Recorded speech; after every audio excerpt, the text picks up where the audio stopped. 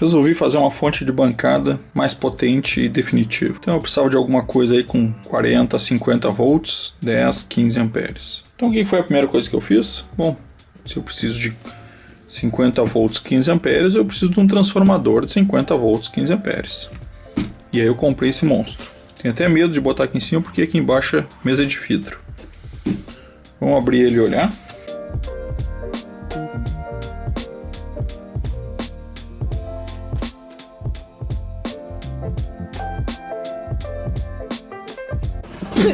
Isso pesa pra cacete. Então tá aí.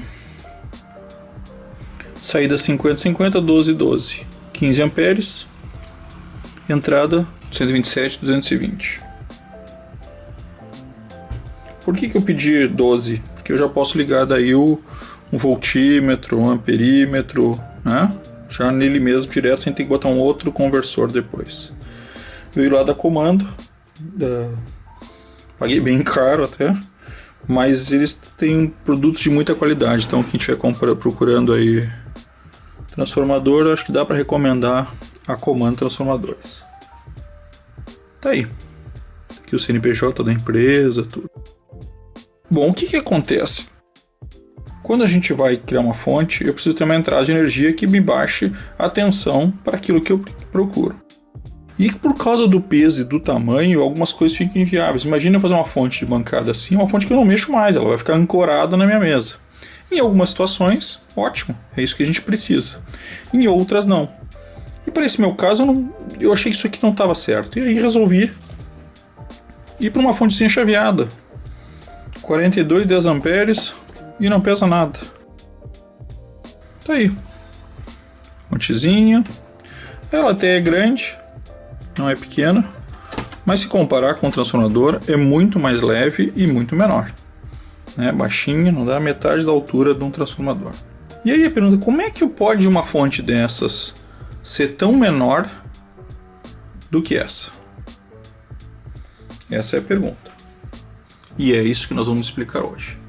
Então neste vídeo nós vamos falar um pouco do funcionamento de uma fonte com transformador e de uma fonte chaveada. Vamos com a gente.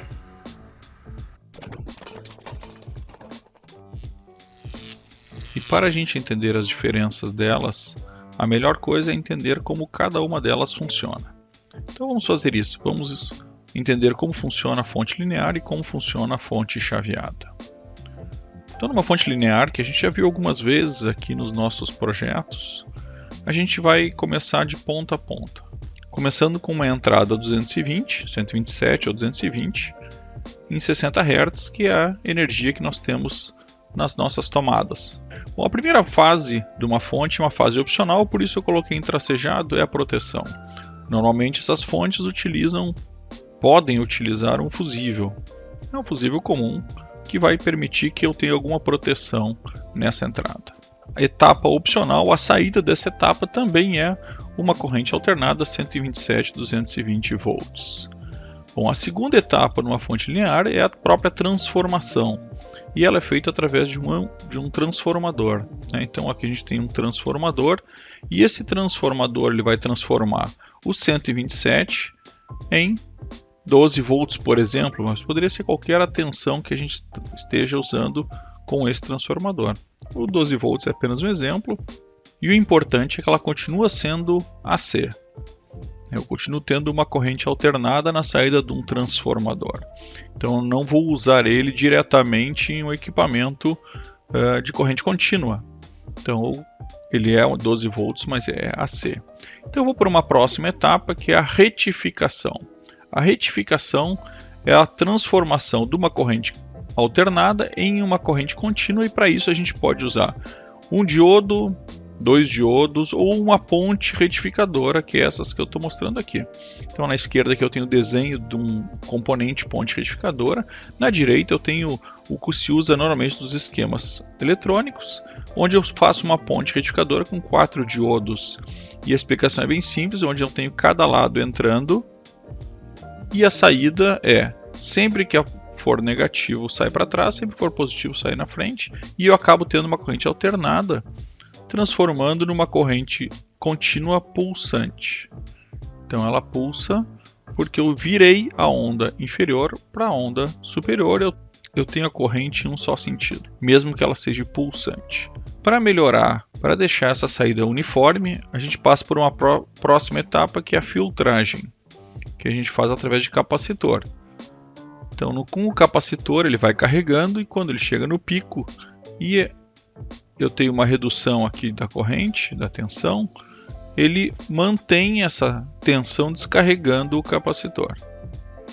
Então ele fica com uma linha muito mais simétrica do que a pulsante. Então essa é a etapa de filtragem. E por último a gente tem uma outra etapa que também é opcional, nem sempre a gente usa, que é a regulação, ou seja, eu transformo essa corrente que é quase linear numa corrente linear, basicamente cortando seus picos através de um regulador. Então um regulador 12 volts, no exemplo. Já que quando eu tenho uma filtragem, eu tenho uma elevação da tensão, porque os vales ficam supridos com energia do capacitor, e com isso eu tenho uma média maior.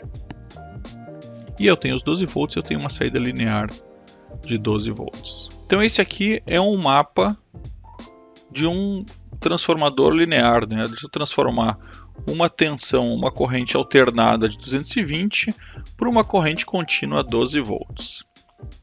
Como é que isso funcionaria então se for uma fonte chaveada? Então a gente inicia ela da mesma forma. Uma fonte chaveada, eu entro também com 127, 220 volts, que é o nosso padrão, e vou passar pela etapa de proteção. O que acontece é que em fontes chaveadas mais elaboradas, eu tenho a proteção não só de um fusível, mas muitas vezes eu tenho uma proteção efetiva, inclusive usando circuitos que filtram ruídos e protegem contra a sobretensão, usando varistores, usando capacitores e indutores. A saída é também o 127-220 em corrente alternada. A primeira etapa de uma fonte chaveada não é o transformador, é sim uma transformação em corrente contínua. Então eu vou passar a retificar essa onda de alternada para contínua através de uma ponte retificadora, como a gente viu anteriormente. Só que aqui eu estou transformando ela com a ponte retificadora em 127-220, eu não estou transformando antes, eu estou simplesmente retificando e também filtrando. Então, da mesma forma que antes, eu estou retificando e filtrando. Vejam o que acontece nesse momento. Eu acabo tendo uma tensão muito mais alta, porque eu estou filtrando uma tensão que ainda está em 220 volts. Bom, agora eu tenho uma corrente contínua, e a próxima etapa é usar um circuito de comutação, que na verdade é um transistor, 2 transistores, ou alguns transistores que são controlados, ou seja, chaveados por um CI de controle que vai transformar essa corrente contínua numa corrente alternada novamente. Só que agora com uma velocidade muito maior. Então, enquanto aqui eu estou falando em hertz, em 60 Hz, aqui eu estou falando em dezenas, centenas de kHz. Porque eu preciso de muito mais velocidade. E esse é o segredo, é transformar uma corrente alternada com baixa velocidade, digamos assim, de alternância, com 60 Hz, para uma velocidade muito alta de centenas de kHz. Com isso, como a mudança é muito rápida, eu preciso ter um transformador muito menor para conseguir transformar a energia. E esse é o próximo passo, é um transformador, também conhecido como transformador chopper. É um transformador muito menor, pequeno transformador que vai fazer exatamente o que faz um transformador grande, é transformar os 300 volts nos 12 volts que a gente precisa. Então é isso que esse pequeno transformador vai fazer. E por ser com uma alta frequência, ele pode ser muito menor do que um transformador grande, e esse é o segredo de uma fonte chaveada. Saindo daqui, ele passa pelas mesmas etapas de uma fonte linear. eu passo por uma retificação. Aqui normalmente uma retificação simples, né, usando 2 diodos, já que eu tenho um center tape aqui, então eu posso usar 2 diodos. Passo pela filtragem, posso passar por uma regulação tendo minha saída linear normalmente. Então seria isso? Não, na verdade tem mais uma etapa. Por quê? Porque uma fonte chaveada, por ela trabalhar com essa geração de pulsos, é ela que vai determinar a potência de saída. E quando o meu sistema acaba precisando de mais potência, mais corrente, ela precisa mudar a velocidade de comutação. Então, para isso, essa saída da regulação ou da filtragem vai fazer um retorno. Esse retorno ele é feito diretamente ao meu CI de controle, que ele vai mudar os ciclos, a largura de cada um dos ciclos, para botar mais ou menos potência para o transformador. Então, dependendo da exigência de energia dessa fonte, eu passo a usar maior ou menor o tamanho do ciclo dentro dessa comutação, ou desse chaveamento.